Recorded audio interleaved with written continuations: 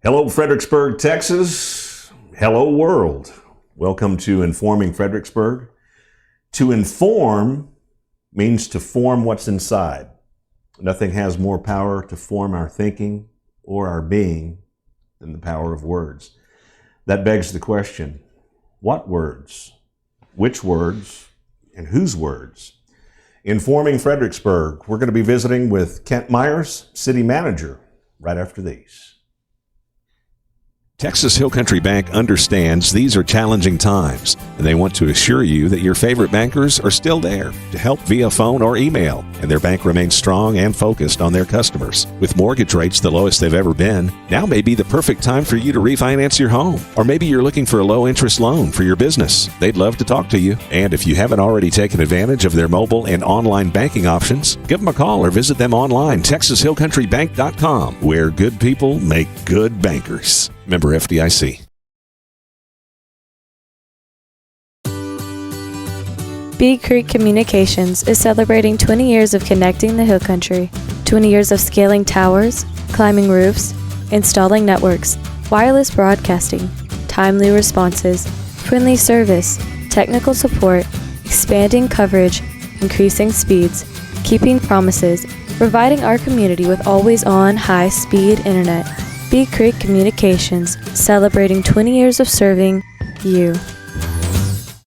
Creek Street Dental utilizes the latest technologies in dental care. Dr. McBride has been specially trained to offer the Hill Country sedation dentistry. Anxious patients can sleep through oral surgery in a private room with family nearby. Their CBCT machine provides near-silent imaging, making possible the most painless and effective treatments. iTero technology allows virtual manipulation and modeling, so no more gagging on impression trays. Call 830-990-1178 for the best in your family's dental health today. And we're back informing FBG, informing Fredericksburg. JD Rose with you, along with Kent Myers, City Manager. Glad to have you in today. Thanks for coming in. Born in Aruba, Netherlands, and a TCU horned frog. Mr. Myers, could you tell us a little more about yourself? Sure. I'm a native of the Dallas-Fort Worth area. Grew up there. Like you said, graduate of TCU. Been involved in city management for about 38 years now, including Texas, Arkansas, Arizona, and the state of Washington. And so I've got a lot of experience. And some of that experience involves some disasters that have happened in those communities since I was serving. When I was in Hot Springs, for example, we had a accident that killed 13 people on a duck boat that sank in the bottom of the lake, and we had to respond to that. I've been involved in ice storms that have washed out our water system, and we hadn't had water in that city for 7 days. And so, I've had a lot of experience in working these kind of disasters. However, this is a unique situation. I want to make sure your listeners and viewers understand this. This virus is very invisible, it's unpredictable, and it's something that we don't really have a lot of experience working with. So we're kind of working our way through it. And again, what you're doing today is very helpful to our efforts because we want to keep the public informed. You bet. Absolutely. Absolutely. So how's your staff operating with the current social distancing at the City of Fredericksburg offices? What are you all doing to kind of... We're doing okay. A lot of us are working remotely now. We've got computers and cell phones set up in our homes. We're continuing to provide critical city services. And City Hall, we have people working at City Hall, but we're not allowing public access into City Hall right now to minimize exposure to our employees. So we've made a lot of changes, and as we work through this process, again, this is an evolving process. I want to emphasize that. And so if this thing gets more and more serious, then we'll have to take additional steps or precautions. You bet, absolutely. Any services the city provides affected? No, nothing different with the trash or the... Well, we can go through that. We don't have to go through everything, but just... Okay, well, again, we have what's called essential services, which we're continuing to provide. And that, of course, is police, fire, EMS, electrical services, water, wastewater. We're still picking up garbage. Those are all essential services. And then we have non-essential services that we've temporarily closed down. Our recycling center has been closed. We've had to shut down our playgrounds, our restrooms. Some of those are non-critical that we do not have to provide during the current situation. Well, with that being said, right now might be a good time to talk about the disaster declaration that's in place, correct? That's right. It's in place. Can you tell us a little bit Sure. about what that means? And Sure. Well, there's two different declarations. One that's been done at the state level by the governor, and one that's been done at the local level by the mayor and the county judge. So let's start with the local. Okay. The local was originally the authority of the mayor and county judge to pass a declaration, which they did, and basically that covers any public gathering of more than 10 people. So you can't have any sort of outdoor event. You can't, church services, funeral services, whatever. You can't have more than 10 people in a public gathering. The governor's declaration order kind of went beyond that, and it includes restaurants. So no dine-in restaurants can operate. You can't visit nursing homes unless there's a critical need. And so the main effect of the governor's declaration was affecting the food establishments. is there any kind of report on a financial impact yet of Fredericksburg? No, but we're starting to get that information. It'll have a very significant financial impact, both to the city and our finances as well as the community, and we're very concerned about that. What kind of local support will there be for local businesses? I mean, I know there's going to be help eventually from the government, obviously, with the stimulus checks and things like that. Does the city have anything in place that? Yes, we are tracking all of our costs, and because of the federal declaration, we're entitled to reimbursement of 75% of our cost from the federal government. So we're tracking all that, and at the end of the day, we'll submit a request. I don't know how long it'll take to process that, but we hope to get a lot of our costs reimbursed by the federal government. All right. You know, there's unique issues here for Fredericksburg being a tourist town, and as far as coronavirus, what are some of those unique issues being that we are a tourist town? Well, one of the unique issues is even though that Austin and the Travis County and Bexar County have a declaration, basically a shelter-in-place declaration, those people are probably still coming into Fredericksburg because we get a lot of visitors from the Austin, San Antonio area. So the unique situation we have right now is even though we don't have a shelter-in-place declaration, that these people are still coming into our community and could be impacting the citizens in our community. So we're concerned about that. There's no way that we can prevent that from happening, but we are concerned of the continued influx of people into our community. So is there any kind of Fredericksburg temporarily closed message out there with the chamber and with the city of Fredericksburg at the moment? I guess not really. We're people are still coming, and I think the businesses that are open are adapting to that situation. I know they're being very creative. A lot of them to stay in business. They're selling different products that the public needs. I know I went to a coffee shop last week and they were selling bags of flour and eggs and that kind of thing. And so the entrepreneurship has really kind of come to the forefront, and the businesses that want to stay open have kind of found a place in the market to continue to operate. Yeah, restaurants, with the to-go orders and things like that. So what the city has done is we were going to try to minimize any sort of local controls of those businesses. We want to encourage that to continue. And for example, the people that have takeout food, if they want to put a banner on the front of their store and advertise they have takeout food, they don't have to worry about getting a permit from the city right now. Nice. No, I mean, that's the kind of thing we want to encourage, so that these businesses can be open and can be successful during this really difficult period. Great information right there. We are informing Fredericksburg. J.D. Rose with Kent Myers, city manager. We're going to be back. Take a quick break. We'll come back with some more questions. Vogel Tractors, specializing in low-hour, high-quality ag equipment. Area farmers and recreational landowners put their confidence in Van and Jamie, knowing their tractors, loaders, and farm implements will exceed expectations. All equipment is well-serviced and field-tested, and if new is what you need, Vogel Tractors is your Rhino Ag equipment dealer in the Hill Country. Warranties, financing, and delivery is available locally or nationwide. Vogel Tractors, located on Highway 290 between Fredericksburg and Stonewall. Segner's Jewelers supports the community during this difficult time. We will get through this. They're here to help any way they can. From their family to yours, God bless and keep the faith. From Segner's Jewelers. Cordially Invited, a special service for special events, anywhere in the Hill Country. Family and friends won't have to miss it after all. From the producers of Billy's.Live, cordiallyinvited.live. Find us in all the familiar places.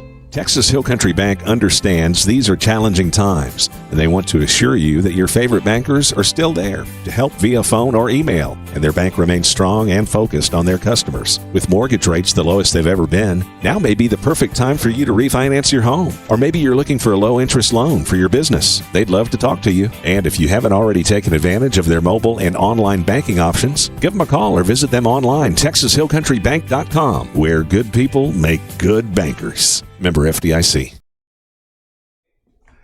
And we're back informing Fredericksburg. J.D. Rose with City Manager Kent Myers. We appreciate everybody joining us today. There'll be several ways for you to share these in the future. We'll have them up as a podcast eventually and another rebroadcast of these shows. So I wanted to remind folks about that. Is the City Council considering postponing the upcoming election in any way? And if so, how will that affect voters? Or what will be the overall effects of that? Yeah. First off, the governor has issued a notice to all the cities that we have the authority now to postpone our May election to November. That's on a voluntary basis, optional basis. Our city council has started discussing that.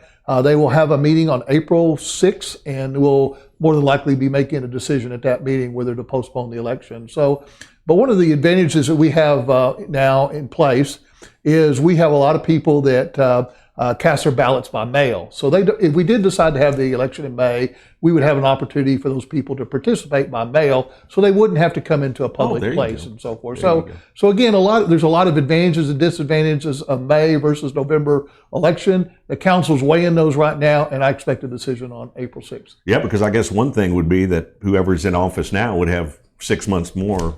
That's correct. Added to their term. That's correct. For lack of a better. That's correct. So. Yeah. But ultimately, they want to do what's best for the voters.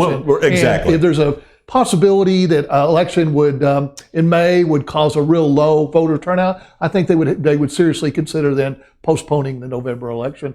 And a lot of this depends on what happens over the next couple of weeks as far as the spread of the virus, and so they're kind of again weighing all these different factors.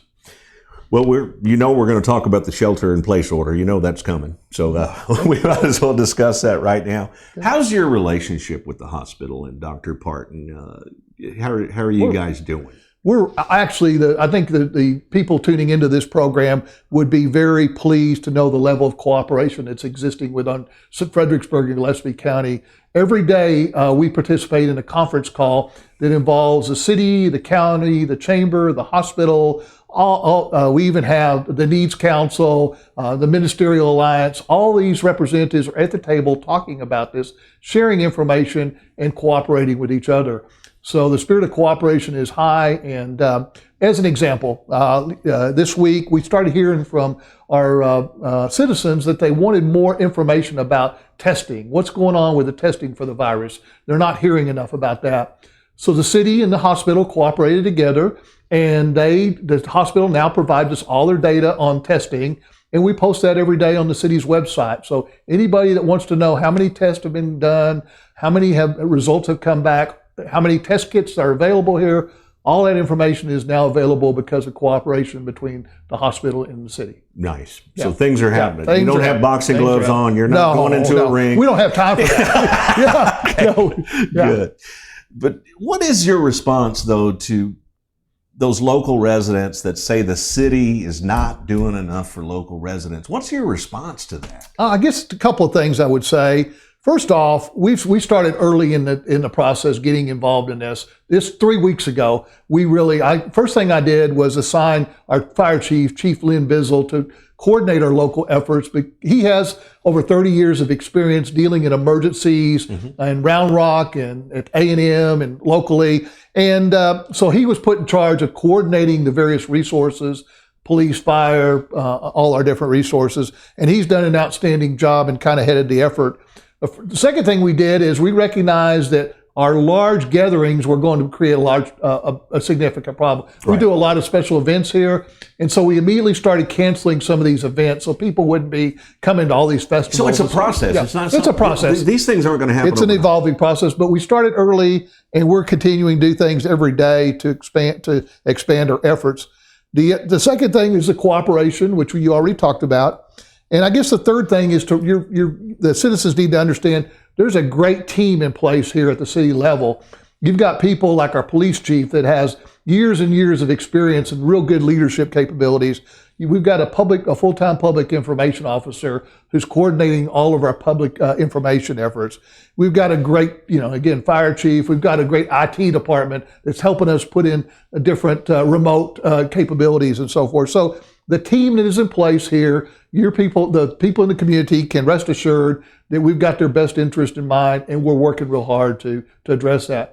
And the key in all this is being proactive, kind of looking at the issues and trying to, if a decision needs to be made today, let's make it today. Let's don't wait till tomorrow or next week.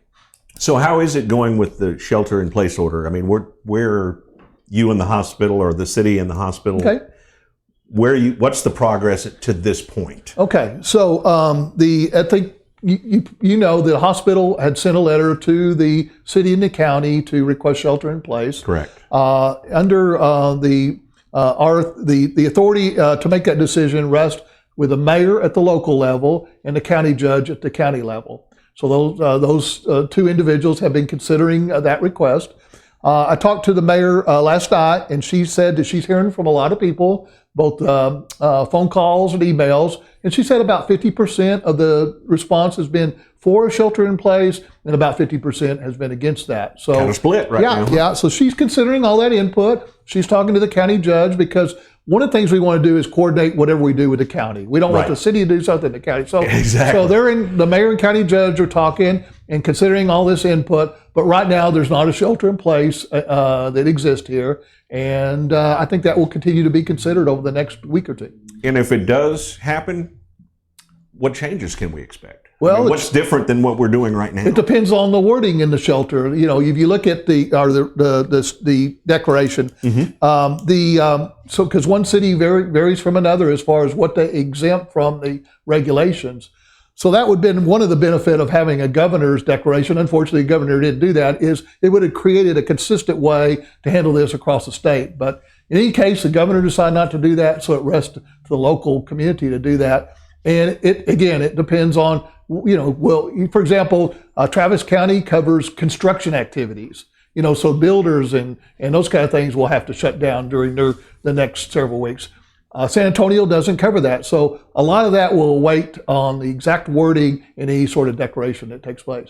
All right. I think we've got a question from our chat that's coming up right now. Caleb's going to relay our message. We do have a question from Kelly. It says, why can't we order businesses to close so that people will stop visiting Fredericksburg?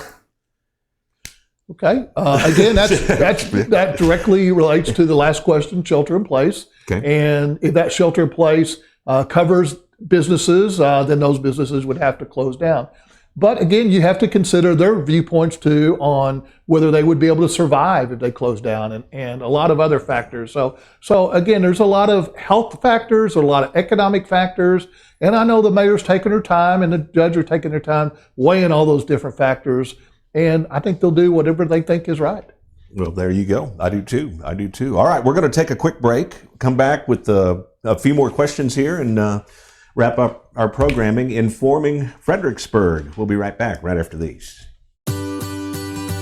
Bee Creek Communications is celebrating 20 years of connecting the Hill Country, 20 years of scaling towers, climbing roofs, installing networks, wireless broadcasting, timely responses, friendly service, technical support, expanding coverage, increasing speeds, keeping promises, providing our community with always-on high-speed internet. Bee Creek Communications, celebrating 20 years of serving you.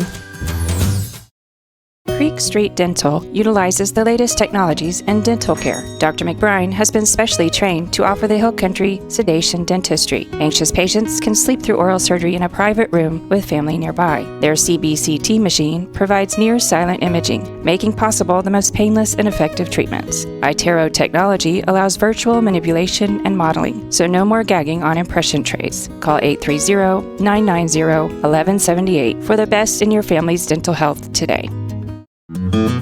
Local Tractors, specializing in low-hour, high-quality ag equipment. Area farmers and recreational landowners put their confidence in Van and Jamie, knowing their tractors, loaders, and farm implements will exceed expectations. All equipment is well serviced and field tested, and if new is what you need, Vogel Tractors is your Rhino Ag equipment dealer in the Hill Country. Warranties, financing, and delivery is available locally or nationwide. Vogel Tractors, located on Highway 290 between Fredericksburg and Stonewall.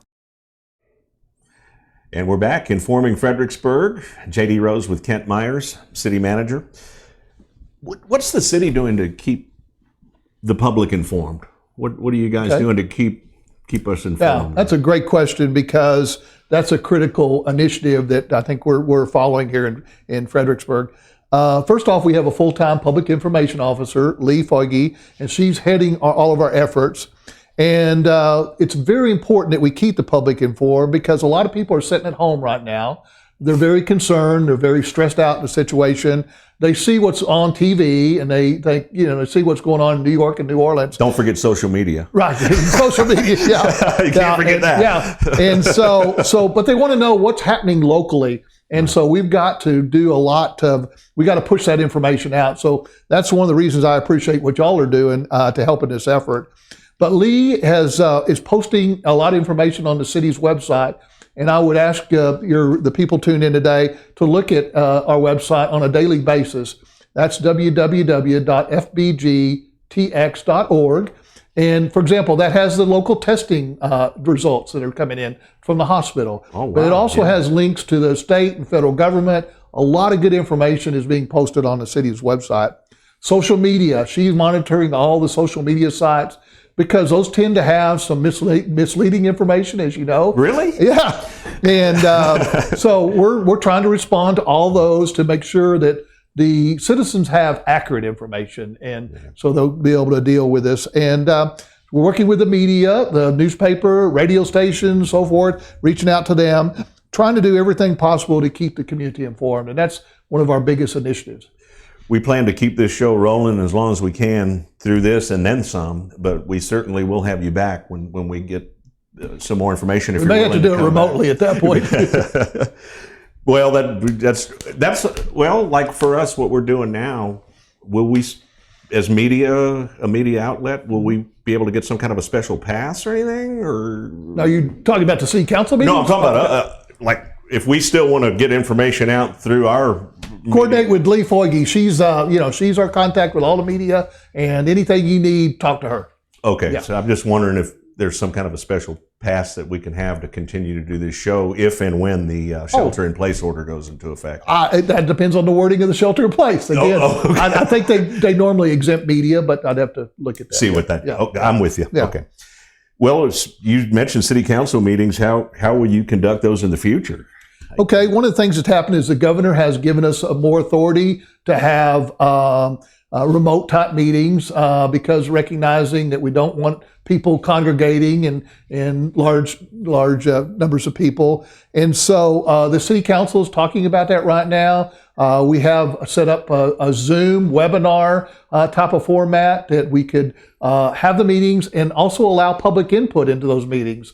And at our last council meeting, we had an on-site meeting. We were restricted to only having 10 people there, right, but we had a couple of citizens there that we allowed in, and as long as we didn't exceed that 10, then we were okay.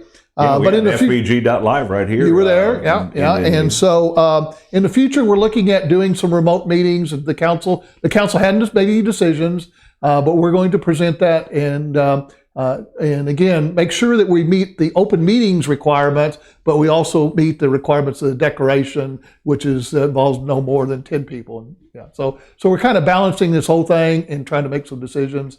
The next meeting will be on April 6th. Next week, we'll announce how that meeting will be conducted. Kent Myers, city manager, we're going to give you the floor right now. This is a chance for you to give us your final thoughts on everything in a nutshell. Okay, thank you. So I guess my message to the people that are tuned in or listening today is the same type of message I've given our employees over the last couple of weeks. And that is, number one, is remain calm. And I know that's difficult. I have to whisper that to myself 100 times a day. Stay calm, and it's really challenging in this environment to remain calm, not overreact, and just relax and get outside. Our parks, our trails are open, most of them, and just try. I see a lot more people walk in our neighborhood, but try to remain calm. So that's the first thing. The second, and I think Dr. Parton mentioned this earlier, is be patient. Be patient with the city government. Be patient with your neighbors. Be patient with yourself. Understanding that this is going to last a while. It's not going to be, this issue isn't going to go away tomorrow. And so it may be several weeks, it may be two or 3 months. We don't know. Again, this is unpredictable. Right. So be patient and try to be understanding of others. And the last message I would say is we're fortunate here to have a lot of good doctors here in our community. Amen to that. Yeah, and I tell you, I'm not an expert on this, and I don't profess to be. Those are the experts. Those are the people we need to be listening to. So I was so pleased to hear you had Dr. Parton on the show earlier, and continuing your listeners need to continue to listen to those doctors because they are really the most knowledgeable people about this whole virus. And so as you listen to them, and if they tell you certain safeguards to take, do those things. Don't just let it go in one ear and out the other, but follow their advice. And that would be the final message. You bet. And if whenever you have a chance to go back and review Dr. Parton's show, he gave out websites where they go to get accurate information. Okay. So those websites are out there. I don't have them right in front of me now, but listen to the show. But there's a lot of good websites out there with accurate information. Right. So Kent Myers, thank you so much for joining us. I really appreciate it, and hopefully we'll have you back on in a future show. But thanks for all y'all's hard work. And thanks for what y'all are doing. Trying to get us through this. Thanks for what y'all are doing. Keep up the good work. Thank you very much. Okay. Informing FBG, informing Fredericksburg, fbg.live, texasradio.net. JD Rose saying God bless.